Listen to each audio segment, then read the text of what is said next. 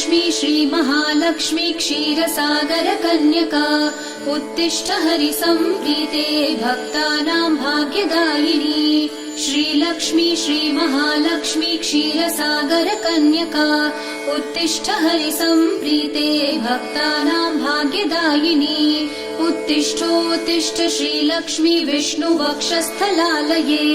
उत्तिष्ठ करुणापूर्णे लोकानां शुभदायिनी